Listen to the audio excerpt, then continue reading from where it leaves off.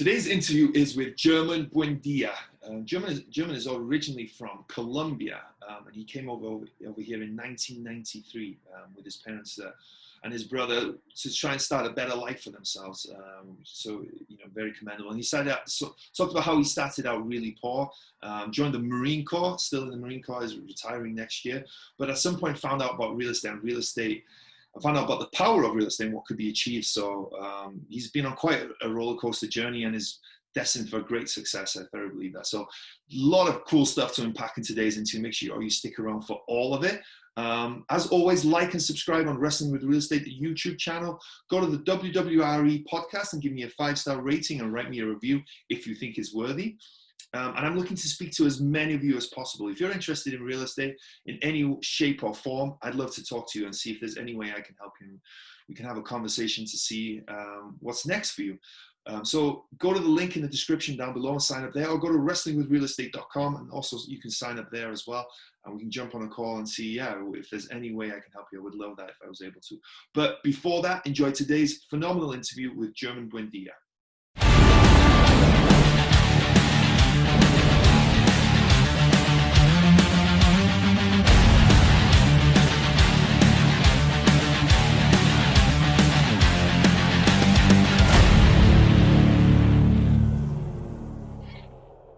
Hello and welcome to Wrestling with Real Estate, where we look to chokeslam all your real estate problems. I'm your host, former WWE wrestler and now Cirque du Soleil performer, and of course, multifamily real estate investor, Barri Griffiths. Now today we have German Buendia joining us. Hey man, how are you doing?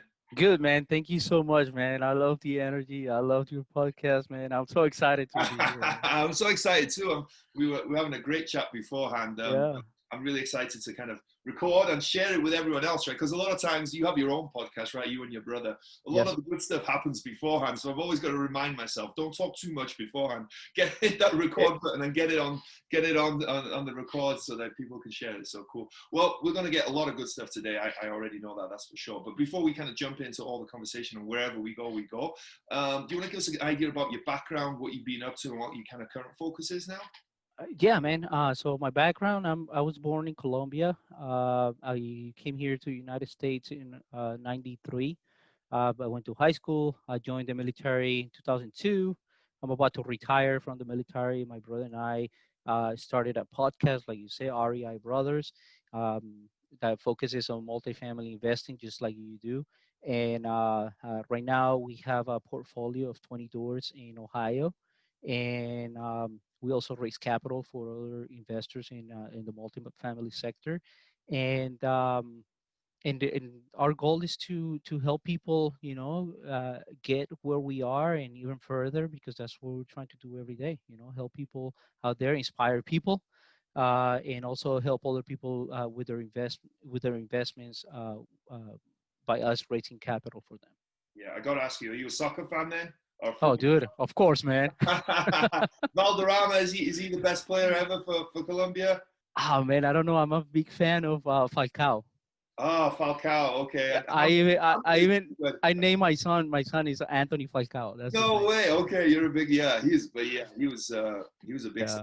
Was it the Colombian goalkeeper who did the scorpion kick? Yeah, but Higuita. Higuita, he did that scorpion kick in Wembley. Yeah, man. Yeah. Oh, that was the crazy. What was going through his mind, do you think? Man, that's why they call it a loco, man. They call it the crazy. That's what they call that, yeah. For anyone who's a soccer fan or who isn't, look up Colombian goalkeeper versus England at Wembley on YouTube. Yeah. He did a crazy thing where the goalkeeper in soccer, for anyone who's not a soccer fan, can grab it with their hands. They can catch it with their hands. And the ball came with him, and it was a simple shot that he could have just picked up with his hands. For some reason, he kind of laid down on the floor and kicked it with his heels, in midair. It was an amazing feat of athleticism. Oh, yeah. Nobody has any idea why he did it, I don't think. Yeah. Apart from maybe get some attention. He was crazy like that, man. I love it. Well, cool. Yeah. So you and your family moved here in, you said 93, right? 93, yes, correct. Okay. Was that a big change? How old were you at the time? Do you remember that? Oh, dude, yeah. I was gonna turn 13 by then. Okay. So was that a big, culture shock to you at the time? Was that a big change, or were you kind of? No, it was, man. It was. Life in Colombia is way different. It's more social. It's more family oriented, and you know your neighbors compared to here in the States. I mean, you can live in a place for 20 years and not even know who lives next door. Over there is different. I mean, everybody is very friendly. I used to have a ton of friends.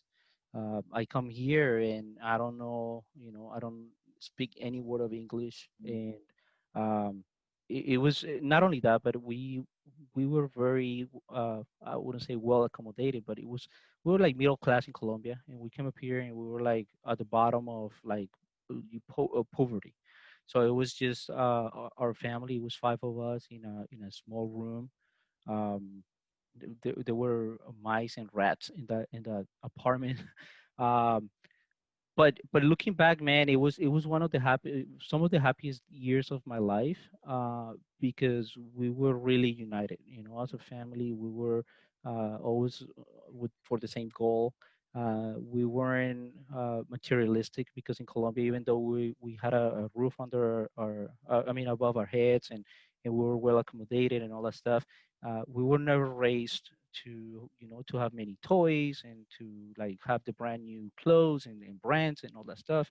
um, so we came up here and we understood that, but it was a cultural challenge. And not only that, but like I said, is to come and live in a place where you like, why do we why did we come up here to live like this? We didn't see the big picture. Our parents did a good job on explaining that to us. But obviously, I mean, it took a while to get used to that and to see the contrast. Because I mean, you're from another country too. You see the movies and you're like, oh my god, like Vegas or New York, the big cities and everything nice, and everybody has a car and nice clothes and all that stuff. And we came up here and people were gifting us the clothes because we didn't have anything at that point. But like I said, it was some of the greatest and most happiest years in my life. It's funny how you can look back at times, and at the times, like you said, it seems so hard and tough, right? Or you don't realize how good times are. And there's been time, many a time like that in my past, where I'm like, God, this sucks. I don't like enjoy it. And then I look back and I'm like, wow, like to struggle and go through that. Like, and it wasn't nowhere near the struggle you had. I Yeah, was more professional in terms of my wrestling career, and things weren't going the way and stuff. And at the time it's like, oh, this isn't going how I want. I want things but you look back and you think, wow, I worked so hard at that time, and like you said, I had the togetherness with people, and it's just amazing how yeah, you can look back and realize, wow, that's some of the best times of your life. And I think the lesson in that to me was like, always realize how good it is, how good you really have it, right? exactly. Yeah, it's amazing. Yeah, that's cool. Yeah. If you don't mind me asking, what was the reason you guys moved? My parents, they wanted better opportunities for us. Of course, back then we didn't see it like that. I mean, back then all I wanted to play was soccer in the street all day. Just to me, that was life. I'm like, oh, I want to be a professional soccer player, or whatever. That was the dream. But yeah, it was basically looking for better opportunities. Colombia back in the '90s was pretty bad. What people see on TV and Netflix about Pablo Escobar and the cartels and all that stuff. It's kind of, it was kind of like that. It was scary. um as a kid, you don't see any of that stuff. You don't sense any of that, right? But then as you grow up and you look at that, it's like, yeah, I lived there in the middle of all that stuff. And that's basically what they were looking for: better opportunities, and for us not to grow in that environment. Yeah, that's, some of us don't realize how lucky we are. Like, that's different that, to come from that background, right? Like you said, as a kid, you probably didn't realize, but it must have been tough for your parents to be around that, right? Because they knew kind of the Yeah, danger, and to have, kids. And I know for myself, having kids, like, you want to do anything to protect them. exactly, man. Yeah, that's it. But Colombia's changed a lot now, right? What part of Colombia were you guys from? No? Man, Colombia is beautiful, bro. Yeah. Yeah, Colombia is beautiful. As a matter of fact, I'm going there in December because my son and his mom are in Colombia right now. Yeah. While this whole COVID thing passes through and all that stuff, because there is more there's more restrictions, but families, like I told you, it's more family oriented. Everybody's close together. So my son is gonna be able to be near his family, his cousins, and all that stuff. What part of Colombia am I? Cali.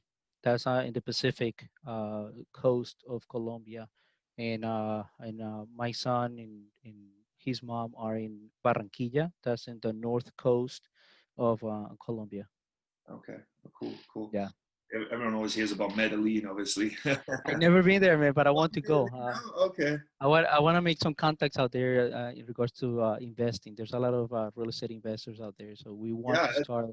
I One heard of this. the things that we want to do is expand to do international investing or bringing investors from Latin America to the States. Yeah, I have a friend who buys property in Colombia. He actually lives in Medellin, and he loves it there. He says it's really cheap, super Yeah, safe, and just like great opportunities because I yeah, think it's growing there right now. That the unrest seems there's not so much cartel, if any whatsoever. Right? nothing. Yeah, exactly. It's completely safe. So the city's growing exponentially. That's what he was telling me. Yeah, man. There's great opportunities out there for people that are not scared, and that don't listen to the media or the news, or they see Netflix as a movie. Okay, this is something that happened back then. It's not happening right now. Yeah, it's beautiful. Cool. Well, so then you came over here, and obviously you didn't go straight into the military at 13 years of age, but did you go to college and then go to the military? What kind of how did Yeah, it? I went to middle school, high school. Then I went to college. I realized college wasn't for me back then. But but I wasn't exposed to any of the opportunities outside college, and but our parents were always into college. You got to go to college. You got to go to college. So I went to college mainly to satisfy my mom's desire of me going to college. I'm the oldest too, so I want to like set that example for my siblings. And so I went to college. I dropped out, and that's when I found the Marine Corps. And I didn't know anything about the military. I never wanted to join the military. That was never my dream. But then I joined the Marine Corps, man, and 19 years later, here I am, and I'm about to retire. And that's basically how I went into the military. Wow. Yeah, you're the second person I've interviewed today that has been in the Marine Corps, but he's only been in 4 years, so you have a lot more experience than him. But Oh first yeah. and foremost, thank you for your service, man. No, thank you. In the military is amazing in my book. You guys have real men, and I've just I don't know nothing but the utmost respect for you guys. Genuinely, I always see people in the military in that category. So thank you so Thank you. much for your service, man. Thank you, man. What do you think it was that attracted you towards going to the military? Bro. Well, first of all, I'm just like you, man. I'm physical as hell. Like anything that's physical, anything that's a physical challenge, I wanna get into it. Back then, yeah. Well, one, I was kind of like tired of my environment, and I was tired of the fact that I always had something inside of me saying, "Y- I'm gonna do something big. I need to create something. I'm here in this planet to do something greater than what I had in mind back then, right? Back then it was like college and that's it. That was like the only option I could see, and I was like, oh, there has to be something else. Um, then I saw there was a show about the Marine Corps on TV, and they show boot camp. People jumping through obstacle courses and being fit, and the brotherhood, and that, I needed all that and the discipline. Um, so I signed up, and I was like, okay, let me go do that. I don't even know what that is, but I want to go do that challenge. I thought that was like what is that? I don't even watch TV, man. One of those shows that you go out there and survive in an island, and Oh yeah, Survivor. It's called Survivor. Yeah, yeah, there yeah. you go. So I thought it was one of those shows. I was like, oh, I go there for a couple of months and then I come back home. Hell no. So when I was there, I'm like, what the hell did I sign up for, man? When you hear the stories, and you make it a career, and you go to war and you do this, and you're like, oh my God, what the hell did I get myself into? But then no, man, I've done 19 years of it, and I'm very happy that I did. You know? Yeah. Yeah, that's amazing. 19 years, yeah. And you said you're getting ready to get out now. Then, yeah, is it 20 Yeah, years? next year, hopefully, yeah, early next year. I'm just waiting for them to give me the papers and go do my own thing now. Get into the real estate full time, right? Yeah, yeah, that's the plan. Where does the real estate fit in all of this? When did the real estate kind of pop up on your?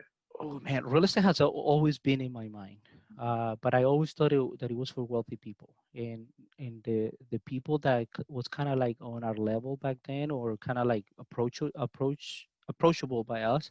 I never asked the questions, so that's one of the things that I always tell people, especially people that want to, or young people that want to get into something. It's like ask questions. Don't be timid. But anyway, real estate was always in my mind. I remember seeing our landlord when we were in that apartment that I'm telling you that when we got to the States, and he was a Cuban guy, older guy, and he owned, I don't know, people used to say that he owned like 300 houses in that town where we lived. But he self-managed everything. So he would come in the winter and clean the snow and all that stuff. He was an older man. I never asked the questions, but I always admire him because people would say that he had a lot of money. So I'm like, man, I want a lot of money, but I never asked the questions. Then in 2008, I bought a house for my parents and thinking that it was an investment, you know. So I bought a house for my parents, and I mean, you know what happened 2008 to 2012? I think it was the housing crash. I lost a house. I had to tell my parents to move out. Sorry, you guys gonna have to rent something, but I can't afford it anymore. So I lost the house. So that was real estate back there, over there. Then my brother in 2015, I believe, he recommended me that book that everybody, you know, transforms everybody's life, Rich Dad Poor Dad. And I listened to the book. I didn't even read it. I had the book. I've had that book for decades. And I traveled with that book everywhere, like if somebody travels with the Bible. I never read it. I'm not a reader. I never read it. I always had it. I actually stole that book from some family, uh, and I always meant to read, but I never read it. Then I listened to an audiobook, and dude, it changed my life. It made me dream like I've never dreamed before. I'm like, I can do that too.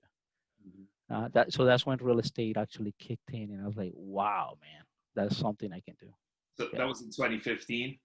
2015. Yeah, Okay. So yeah. where did you go from there? You read the book. You're like, wow, this is something I can do. Like, and your eyes light up, right? You realize the possibilities. Yeah. Where did you go from there? What kind of moves did you make from there? So in 2015, I was stationed in Hawaii. Hawaii real estate is very, very expensive. Not only that, but I had a lot of I I went before that. I went through investing in other businesses where they didn't go that well. So I was kind of like hurt from that financially, and not only that, but my ego too, because I thought I was like, oh, I'm gonna make it. You know, I'm a businessman. So it hurt. It kind of hurt my ego. So what I did was I started listening to all the podcasts. I started listening to all the reading books. You know, downloading audiobooks like it's crazy, and then. Um, and then saving money too. I was like, no, I want to do this. I want to do this, and try to get my wife back then. I tried to get her into the program. Hey, this is what we can do. We should do this, and that. So basically, all that time that I was in Hawaii until 2016, I was just studying. Um, and then when I moved to California, where I am right now, I started doing flips, listening to bigger pockets, and I thought that was the only way real estate for me. It's like, well, I gotta do flips, or I want to buy one house at a time, this and that. So I got into flips. Flips was not my thing. Is like, you have to really like it, or maybe it's California, I don't know, but it's too expensive here. Um, and then yeah, I mean, that's where we I took off on real estate. My brother was doing his own thing on the side, but he's basically who got me into the real estate world. What didn't you like about flips? Bro, well, one thing I think, how they say, oh, you can always do real estate as a part-time. Mhm. You can do real estate part-time. You can have your W-2 and get into real estate. I was going to work 7:30 in the morning, so that means my commute was like about an hour. So I'm waking up at 5, and I'm going to work, and my head is in real estate, right? And it's like, well, I got contractors working on this, and I got all my money on this, and not only that, but the people that I was partnered out with, uh, they were they were a mess, right? They were scared of everything. So I'm like, I gotta worry about this stuff. Not only that, but I gotta pump them up all the time. So I was drained. I was losing my hair, um, and I wasn't focusing on at work, and I was I was going home, kind of like see the family for a little bit, and then head out to finish the flips or see what the hell was going on. while all my savings and all our capital was invested in one single property. So the fear of losing that is like, oh my God, if I lose this, my wife told me not to do it and I'm still doing it. What if I what if I fail and I lose all that money? I mean, I'm putting my family at risk, right? Um, so it was a learning experience, but it was like it's something that I'm not into unless in other circumstances probably I probably do it better. But I didn't like it here. It was too stressful. It was too much. Yeah, So well, a flip is another job, right? So you have your full-time job already, right? Which I'm sure has its own stresses, and you physically got to be there, and you've got to be mentally there as well to kind of do any job, really, right? yep. And then you have this other situation with this job, like you said, you have the contractors to manage, you have these other people that you're partnering up with to manage them, make sure that they focus, they're doing what they're supposed to, that they don't get scared, all this other stuff, right? And then, like you said, you have all your family's money in that. I completely get why you would be Oh yeah. enough, right? That's not a good situation. And the good thing about real estate is, like, okay, that's what you go into, but there's different avenues that you can go, right? You can figure out different ways to do real estate that fits your situation. So Yep. that clearly wasn't the right fit for Yeah, you at that time. exactly. The thing is, I mean, most people get there. Most people don't have millions of dollars coming into real estate, so they don't. They the first thing they look into is, okay, let me start small. Well, what gets smaller than a single family home? Maybe a mobile park or something like that, right? Uh, or Airbnb. Now it's Airbnb, but it's always small. And you can scale, year through year. Well, let me buy another one. Let me buy another one, or maybe the flips. And that's what I was hearing. It's like, okay, this is the only way. This is the only way. This is the only. And I would see apartment buildings. As a matter of fact, one of my partners was like, "That's my dream. Buy like an apartment complex." And I was like, "Oh man, yeah." But it always took me. It always took me too long to ask the question, well, maybe I can afford that, or maybe I can pull it off. How do I do it? Mm-hmm. You see what I'm saying? Because I'm so focused on no, this is what certain population of the industry say. You start here, you start here. So no, I gotta make it here first before I can look at that, because maybe that's only what wealthy people can afford. And then with my brother, we realized that's not the case. It's like anybody can do it. It's just a matter of kind of learning the ways in part in playing the game with people like or other investors that want to get into it too. And it's like, well, if we all work together, yeah, we can do it. We don't need to be wealthy to pull it off. So yeah. Yeah, and I love what you said there. Like, that's been my shift for a while, right? That's something that I actually really want to teach my son is, don't say I can't do it, right? Figure out, say, how can I do it, right? And I think even the Rich Dad Poor Dad, Kiyosaki says that. Don't say I can't afford it. Say, how can I afford it, right? Yep. And when you say that, man, the world opens up, right? Not, oh, I can't. If you say I can't do it, done, right? Finished. Yeah. What you're looking at, it's finished. There's no steps. But if you say, how can I do it, right? Even if you say I want to go to the moon, right? An unbelievably high goal. How can I do it? Well, there's steps to take. There's been people that's been to the moon to start off Yeah. with. Right? What did they do? How did they go about it? All that stuff. You open up yourself so much more. Now, you may never get there, but at least you have the option to try, right? And it's Yeah. just apartment complexes. Same. I had the similar situation. I can't buy this big apartment complex. It's billionaires and big companies and all these people that buy Yeah. apartment complexes, not Yeah. people like me. Then you soon realize, no, it is people like you and me that Yeah. are buying these apartment complexes and putting these deals together and doing Exactly. it themselves. And it's amazing. So once you change that question, and I challenge anyone who's listening to from now on, rather than saying I can't do it or I'm not good enough to do that, or whatever your negative phrasing is to that, say, how can I do it? What would it take to do it? Who do I need to know to do it, right? Man, the world opens up so much when you do that. It's Well, the thing is that when you say you can't, you kill your imagination and your creativity. So once you kill that and your curiosity, so once you kill that, I mean, you're not curious anymore. So you're not gonna search any further. But the way that you say, like you say, is like, well, how can I do it? Hey, Google is a great tool right now. It's like, well, let me ask Google. Boom, boom, boom, boom, boom. It's like, oh, for real, people are doing this, and you start digging and digging, and now, podcasts, people are talking about it all the time. Books, if you want to. So you start building that curiosity, and then you realize that people just like you and me are doing this. It's like, well, if they're doing it, why can't I do it too? Let me get into this game because I want some of that cake. But like you said, I'm teaching my son the same thing. Once he says I can, it's like, no, no, no, no, no, man. Imagine what if you can do it. Yeah. Now, how can you do it? And he's like, oh, yeah. So yeah, he's very good at that because he sometimes he tells me, he fixes me because I'm like, oh man, I can't do that. He's like, Daddy, yes you can. What if blah blah blah? And I was like, oh man, you're awesome, bro. You're That is well so trained. cool. That is so cool. Yeah. Yeah, your son is teaching you, right? I Oh love it. yeah, dude. Yeah. How old is your son? 7. What's his name? Anthony. Anthony. Anthony Falcao. Oh, yeah, Anthony. Yeah, you said, yeah. After, Yeah, yeah, yeah, that's awesome. Anthony Falcao. yeah. That's so cool.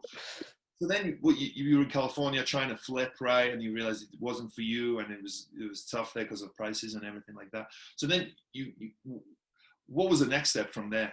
Where did you go from there? So the next step, I took a break, because financially, like I said, I was putting the family and the finances on a strain where if I wouldn't make it, then it would all will be gone. So I don't know, man. To be honest with you, that's something that I need to talk to my brother because the conversation went something like, "Hey, let's go to Ohio." Back then, when we went to Ohio, Ohio was, people were talking about Ohio everywhere. Um, so like, well, why don't I go to Ohio and look and see what we can afford out there? Let me look see in the market and all that stuff. So my brother's like, yeah, go, man. I'll pay for the ticket. I'll pay for the hotel. I was like, yes, I'm going on vacation. Uh, no, man, but I started contacting people. I signed up on all the real estate groups on Facebook and LinkedIn and everywhere I could, and I started posting online. Hey, I'm going from California. I don't know. People think that in California, like money grows on trees or something. That we're all wealthy. But anyway, I posted on all those groups. It's like, hey, I'm going to Ohio. I'm going to Cleveland from this date to this date, and I want to meet everybody and their mom, real estate brokers, wholesalers, owners, sellers, property manager, everybody. And people started contacting me, right? Um, and I started filling my calendar with people that I was gonna meet during that week. Man, I made a ton of people. If I say, I think it was over 100 people that I met on that during that week. Yeah, it was a ton. It was exhausting, but I was so excited. I love talking to people, man. I love networking. That's my thing. And then there was this seller. She was selling her portfolio in Ohio, and she contacted me through Facebook, and she's like, "Hey, I'm selling my portfolio. I'm retiring," and she had over 300 units. I mean 300, like a mix of single family homes and small family. And I want to do 1031 exchange. Um, Back then I was reading the book. Well, not reading. I'm not a good reader. I was listening to the book. I never split the difference. Um, so there's key phrases that she said during our conversations that the book mentions. As you read in all the books that you read and all the stuff that hit a trigger, and you're like, oh my god, I'm getting more and more leverage on this, right? She wanted a 1031 exchange. She was short on time, like she needed to do this transaction by this date and all that stuff. So I'm like, I called my brother. I was like, dude, we have a great deal, man. This lady, she's selling 300 of her properties. Um, she wants a 1031 exchange. She says the date that she needs to sell it by. Can we get it done? Now I'm asking the question, can we get it done? How can we get it done? So we started contacting people, left and right to see who wanted to partner out with us, this and that. On the and I'm gonna extend it a little because the story is, and I want to give like details so people can see what the things that go through somebody's mind at that point. We wanted to partner out with people because obviously, I mean, 300 properties was like, wow, man, we imagine if we can pull it off. But then uh, we we didn't want to because we never done any business with other people's money. And you hear all the time, other people's money, OPM, OPM, and you can, you don't have to use your money and all that stuff. We've never done it, and we're like, bro, we don't have that experience. Let's not play with people's money. Let's invest our own capital. You and I, let's do a JV, and just buy whatever we can afford. Don't let's not try to partner up with people because we don't know how to structure it. We don't know how to, it's too much. And not only that, but what if it goes wrong? And we're just gonna kill the business in the first deal. So like no, so we ended up with 13 properties, 20 doors total, a mix of single families and multifamily, and that's been in this year, man. It's been a great experience. It's been awesome. It opened up the door to so many things that we were not aware of, and that now we're into and we're trying to figure it out. And some things we figured out, and that's what we're working on, man. So, what kind of you said they open doors, right? What kind of doors? I know. So the first door that opened up was the multifamily industry, because once we closed on that, and we were like kids, man. We were showing our toys. It's like, oh man, we got 13 properties. We put it on social media, and we're like all excited, right? I made a video while signing documents. So take me like an hour to sign, all the contracts and for each single property. Um, but people started approaching us. It's like, hey, I got this multifamily deal, 50 unit, 100 unit, whatever, And we're like, what the hell, And we could have, our deal was a good deal, uh, but a multifamily commercial property is way better deal than a portfolio, a thousand times. Um, so we started realizing that, as we do the math, the economy of scale, the management. I mean, everything looks so simple. It's like, my God, what the hell did we get ourselves into, man? You know, Even though it was a good money, it was cash flowing. It needed like little things here and there um, to what is it called? What's the word that I'm looking for? Uh, to have it, at 100%. Um, so Occupied? No, was that? it's have it at 100% occupied. The word no. Yes, and running at 100%, we needed to raise the rents and all that stuff. There was a little bit of work on that, and that's one of the reasons why we bought it, because it was a mom and pop. It was undermanaged and all that stuff. The reposition. So to reposition the asset, we needed to put a little bit of work, but that's where the opportunity is.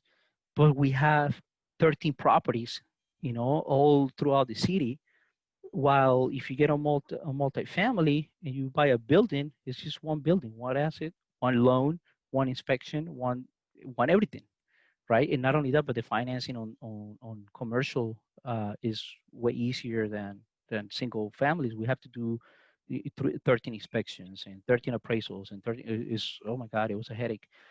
So that was the first door that opened, right?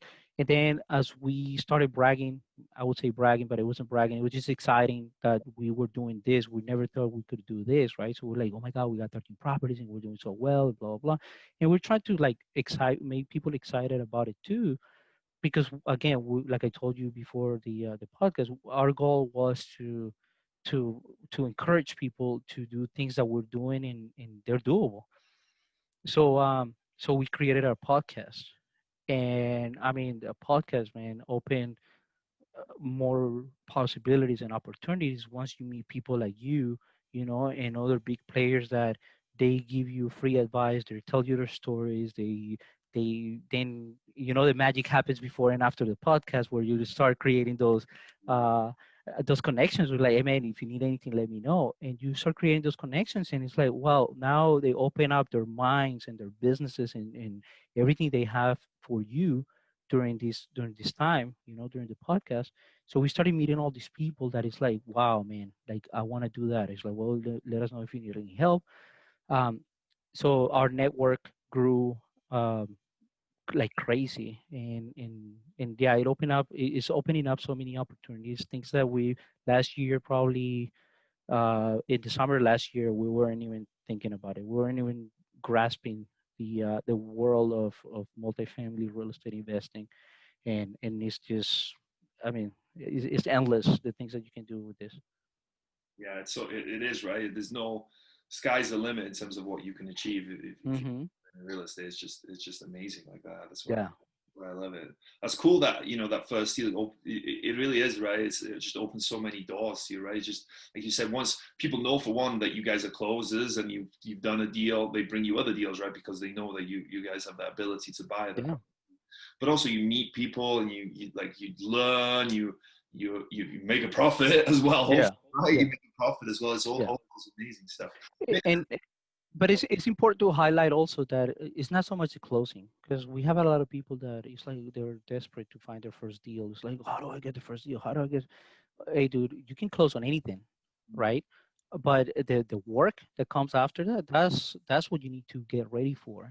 Especially if you're partnering out with people, because that's when, if you're not partnering out with somebody that has the same goals, or the same vision, and the deal is not working, then you're killing it right there. You're killing that relationship. You're killing everything. Even the probably the motivation to continue on real estate. Yeah. So it's not so much finding the deal, but being ready for what comes after it. I think is the most important part. Yeah. You know. Yeah, I heard them say that a lot of times, right? The first deal is important because for a few different ways. One, if it doesn't go well, it might be the last deal you do. But also for people as well, it's you learn in that first deal whether you like it real estate or not, right? A lot of people, they'll buy that first property and then they'll sell it in a year or two and never do a real estate deal again because they're like, this Yeah. is. And then you'll have someone that's the opposite of that. They do a first deal and they're like, wow, I love this. This is the best thing ever. And then Yeah. go 1,000 deals. And Even if it goes sour, they'll go like, oh, you know what, I love it. Yeah. So it's the same thing with me. I mean, like I said, I learned the hard way with my parents when I bought their house, but I knew that there was something in real estate. I was like, I needed to learn it.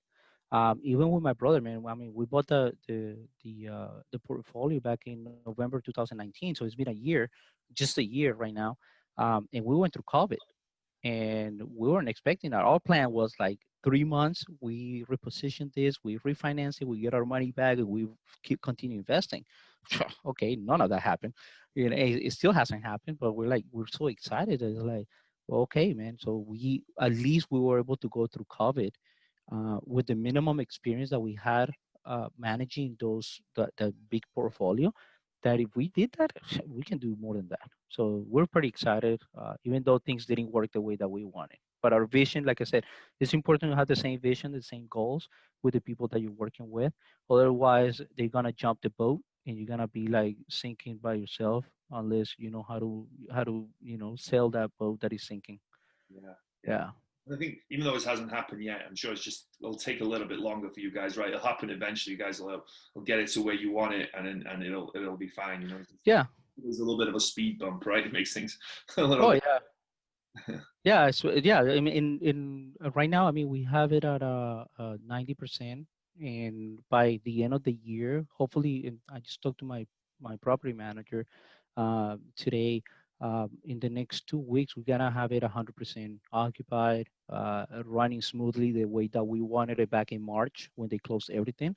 Now we're gonna have it at 100%, where it's like, okay, now we can refinance, pull that money out, and invest our capital on something else. So yeah, man. That's cool. So, what attracted you? I know that the mom and pop owner had 300 units, right? And you guys bought 20 of those units, right? Mm-hmm. But what was the attraction to that deal? What did you guys like? You liked the Cleveland market, obviously, and you kind of like. But what was it? Was it just rents were way in the market? There was improvements that could be made. What was attractive about the deal to you? So Ohio is the entry level, the entry point. Talking about money wise, right? You can buy properties, really cheap properties for 80, 100, $100,000, and the rents are usually higher. You cash flow most of the times every time you get something in Ohio. So that was that was the first thing that clicked into our minds. It's like, okay, let's go to Ohio and let's see, maybe buy one or two properties and have them cash flow, just to feel what it is to have something that is cash flowing, right? So that was one of the things that we knew was going to cash flow from day one. Um, what made it attractive about this deal was the challenge of, well, one first is that somebody's contacting us with 300 properties. We're like, wow, man, like we never thought of this. We were planning maybe two, but now it's like we have the opportunity to go 300 in one deal. So that made it very exciting. It was just the excitement. It was like, wow, man, like, and I found the deal, so it was pretty exciting for me. I was like, no way, I found the deal, man, come on. Um, so so it was pretty exciting finding that deal, and then the other one, once we scale back, it was the challenge. It was like, well, most people go one deal at a time. We're going 20 right now, and I think that was the most attractive thing. It's just the challenge. It's like, well, we got this opportunity, let's make it happen and see how we do it, and not only that, if we can do it, it's like we gotta make it happen. We gotta do it, whatever it takes, and that's basically the challenge that we took, and it's like, well, let's do it, man. I what you said there, I hear a lot from successful people. You're going to do it whatever it takes, right? Whatever it takes. Going back to that, how do I make it happen, right? Not I Yeah, can't. How do I make it happen? And so exactly. mindset of whatever it takes is such a powerful thing, right? Because you're gonna, whatever setbacks come your way or whatever goes wrong, you're gonna make it happen because it's whatever it takes to make this successful. Because you made Yep. that decision, right? I think it makes about that, making that decision to be successful, make that decision that this is going to be the future for you. And once you have that decision, you're going to do whatever it takes. I love that. I think Exactly. that's so cool. Yeah. What so there was 13 properties in total, right? How did you finance that? Did you finance each one individually through residential? Were you able to get like a portfolio loan or something like that? We got a portfolio loan right now. It's under a bridge loan. So it's a little risky for people that don't know about bridge loans, but it's basically like a hard money loan, right? And that's something that you want to get in and out as soon as possible. Well, we weren't able to get out again because of COVID, because banks closed on everything, right? The type of properties that we bought, and that's why we think that commercial real estate is way easier. The banks didn't want to loan on portfolios like ours. So it's very difficult to get out of those loans. But again, we didn't know what we didn't know, and we wanted to make it happen however we could. The bridge loan at that time was the only thing that was available for us, right? Um, so we went into the bridge loan again with the goal and the plan of going in November, closing in November. By March, we were gonna have everything repositioned, everything cleaned up, 100% occupied, and then COVID happened, right? The people that lent us the money, the company that lent us the money, they kind of understood, even though they gave us a hard time, right? But they kind of understood what the situation was, and it was like, either you help us out and you give us extensions until we're able to refinance this, and don't raise our interest rate, or we're gonna lose the properties anyway, and you're gonna end up with a portfolio that you're gonna manage yourself and then sell. It's more work, and institutions don't want that. They want their money. Um, so we were able to negotiate those terms, and get extensions for us to be able to work on the portfolio, and then be able to reposition once everything clears up, and we're able to get a refinance or money back, and then pay them the way that it was supposed to be within that short time.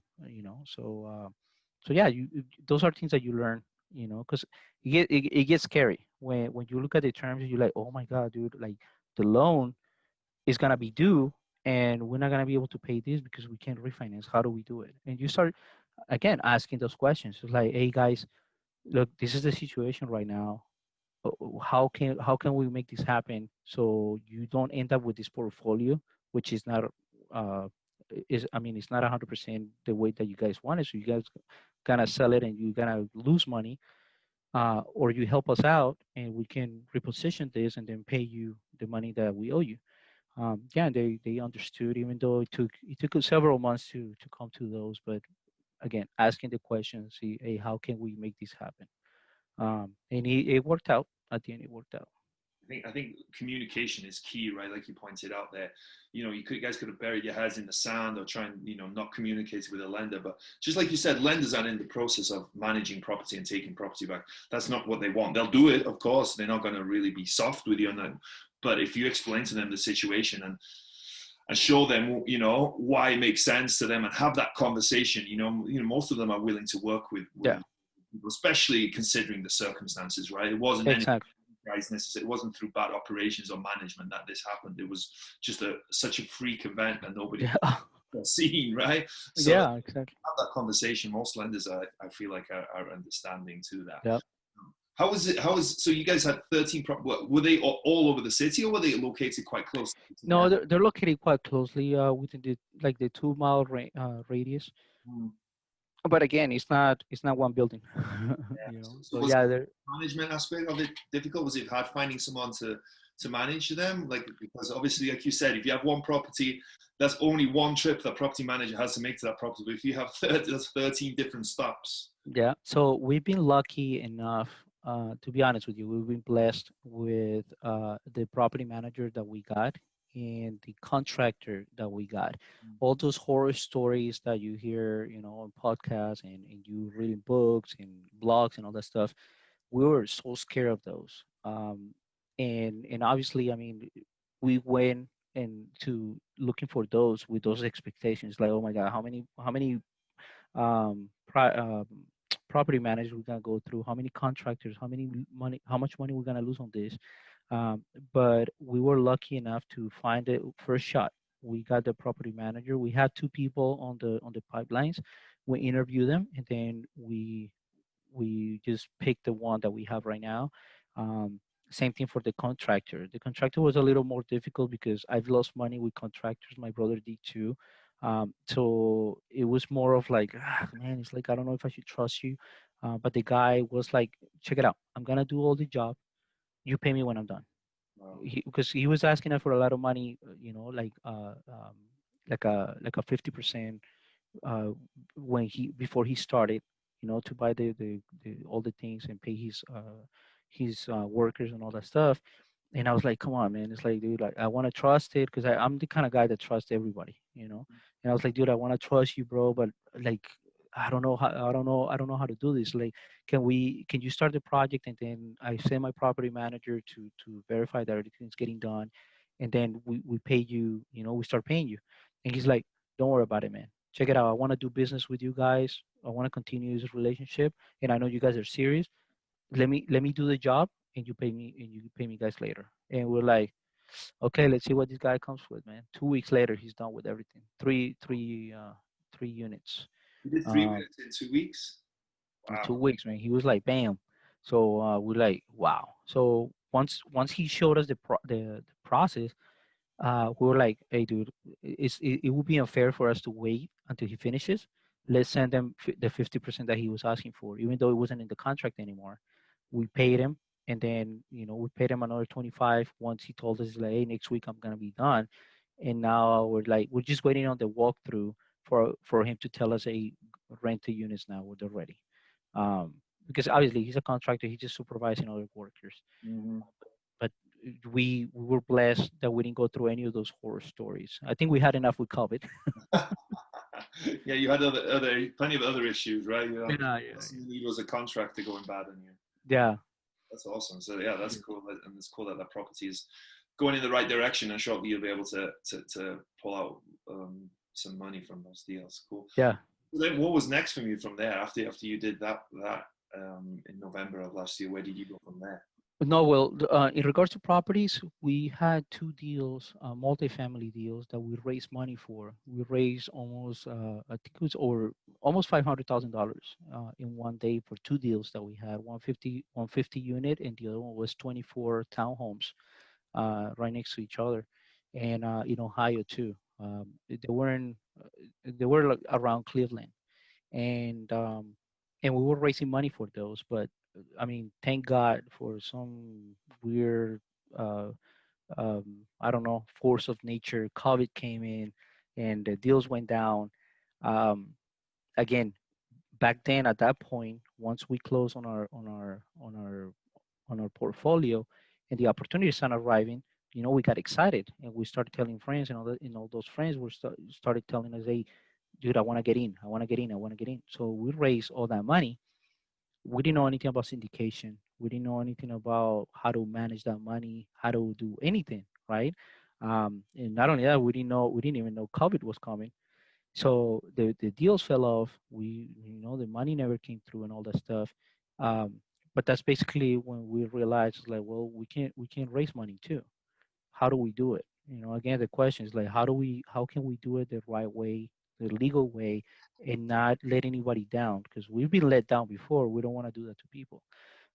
So we joined around, I think it was May. We joined Jake and Gino, the Jake and Gino community, their academy, and I mean it's been a great experience working with them, learning from them. We have two amazing coaches, and they teach us anything. They review the deals that we bring them, and they tell us, yeah, this is good, or this is what you need to do. They help us underwrite the deals. The community, they have over 2,000 students, um, and everybody is very supportive. It's like a family. It feels like a family working in learning with them as we progress. So that came next after the deal. We wanted to learn about syndication. How do we structure this, the right way so we don't fall, um, or we don't fail our investors, whoever wants to invest with us. That was next, and then now we just finished um, repositioning or well, not repositioning, but doing the renovations to all our properties, so we can have it 100% occupied and people paying rents and all that stuff, and then doing a refinance later on. I think it's gonna be early next year, and then pull that money out and invest it in other investments. Cool, man. Yeah, cool story, man. Yeah, you guys are growing, right, a lot, right, from like thinking you're gonna do two deals, right? Maybe we can do two deals to having 20 units, right, 20 doors, and just like not only Yeah, that, then realizing that you can do syndications and then you can kind of be partners in deals and help bring the capital amongst other things as part of that deal, and just again, sky's the limit, right? Learning that the more you learn, the more you realize you can do, right? The more oh you yeah, dude. Yeah, initially your goals are, even your big goals initially are low yeah. when you look back at them, I'm sure. Yeah, the thing is, like you mentioned, I mean, you start getting all these opportunities, and that's what sometimes you call, the shiny objects or the shiny opportunities, where you're like, okay, now let me go here, let me go here, let me go, because you got so many opportunities. So it's very important also to focus on exactly what is it that you're good at, and where you want to go, because there's other opportunities that might get you further, but maybe you don't have the skills for that. You know what I'm saying? They look more exotic, but if you don't have the skills for that, I mean, are you gonna take the time to learn it again? So just keep the course, and focus on. For example, with us is multifamily, and right now we're raising money, but it's for multifamily. We're not going here, we're not going there, and so yeah, it's very important to people, as they see opportunities. It's like, okay, yeah, I'm happy that I have this opportunity, but I want to stay focused on this. Yeah, 100%. Yeah, the shiny object syndrome is so real. I had it. So, because whenever you listen to a podcast or whatever it is, everyone makes whatever they're talking about sounds the best ever. And usually that person that's maybe talking about it has had success, but they don't talk about the 100 other people that have failed at it, right? It doesn't mean Yeah, they had success and it was easy to them. Doesn't mean that it's going to be like that for you and everyone else. And exactly. like you said as well, you need to learn and specialize in something, because if you just jump from one thing to another, you're never going to specialize. You're never going to learn everything fully. And you need to pick one thing and get with it, because you can be successful in whatever, right? Whatever field Yeah, you, there's people like the apartment syndications, plenty of people that are successful there. If you choose flipping, plenty of people are successful there. You can be successful in whatever. Just pick something. Don't jump around, because you're going to waste a lot of time. And exactly, yeah, 100%. exactly. Cool, man. Well, you got an awesome story. I love your story. It's Thank the you, cool brother. thing is as well. It's not quite at the beginning, but it's early stages, right? And I'm sure if we come back in a year, and then in 5 years, and then 10 years, it's just going to grow and grow and get bigger and even more awesome. So Oh I'm yeah. glad we connected and got a chance to talk while it's early on. I can say I was a fan early on. I got in early on with German. Thank you, brother. Same here, man. So this show is called Wrestling with Real Estate, and I always Yeah, like to ask wrestling-related real estate questions. The first one I have for you is, what would your wrestling name be? If you picked a wrestling name for yourself, what would it be? Smiley. Oh yeah, always Uh, happy, yeah. yeah, Awesome. yeah, Yeah, that's a great name. yeah. So every wrestler has a special move, something that they're really good at. When they hit that special move, the match is over, right? So their superpower or whatever. What is your special move in real estate? What are you really good at? Networking.